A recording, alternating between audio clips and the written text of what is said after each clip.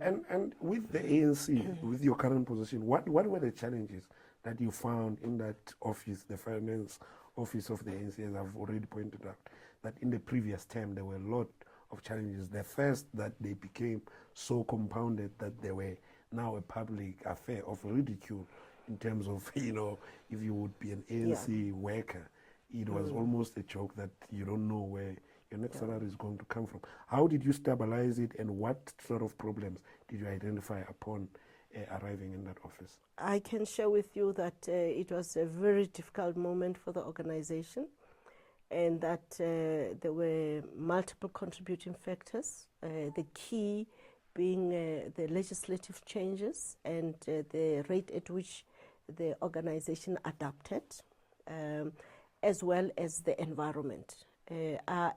Erstwhile partners in funding programs and funding the ANC took longer also to adjust to the dispensation. So maybe you can say that by the time I came in, the adaptation was a bit advanced, and we aggressively worked on it as well. For instance, even now, we didn't only fundraise for direct funding for the ANC.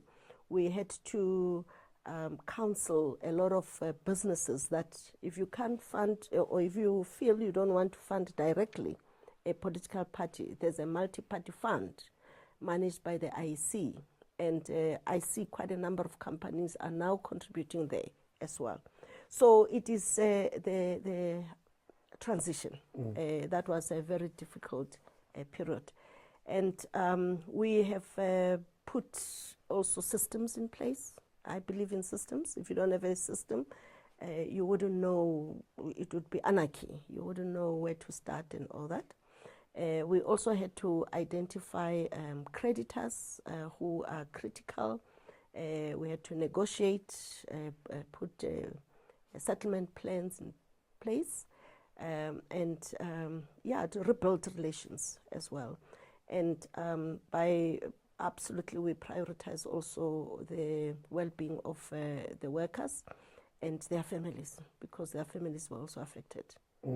And how bad did the new political party funding laws affect business people? Because remember, in the old regime, people would just donate and wouldn't have to be declared. They wouldn't have to be known. Now the rules are different, wherein if you donate a certain amount, especially serious donations, you would have to be declared and it made public. How bad did that affect the ANC? And also with that, people would say, the people now started being uncomfortable with being known, because the people who were funding the ANC were people who were benefiting in state contracts.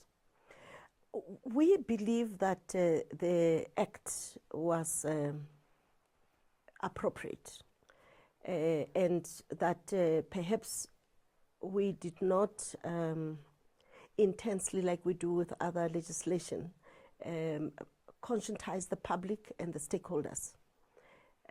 Perhaps contributions could have been different, and it would have emerged differently. But there was a public call for inputs and all that, and we could have done better.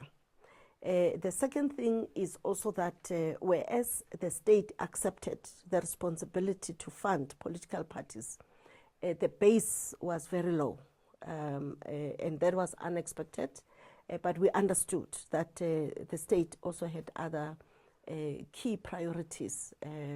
At that time, the economy was not at its best. So it's not for lack of trying, and what we must do is to acknowledge that South Africa is not the only country that governs party political funding, and we need to protect our sovereignty as a country from foreign funders who have the interest of their countries at heart, undermining the interest of our country and our democracy.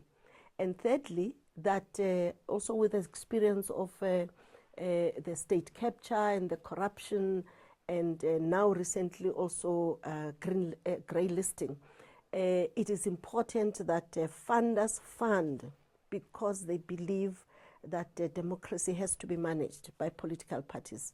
Political parties have a role to play because they enable society to engage on what is public good. So there's a lot of education that needs to go into that, and that the Political Party Funding Act is not their problem. We must just prepare ourselves to work within the rules, to be at least to declare and disclose, and ensure that it is not transactional. And this is what I've always said. That you don't fund because you have added the cost of water bottles, and then you siphon money from the public purse.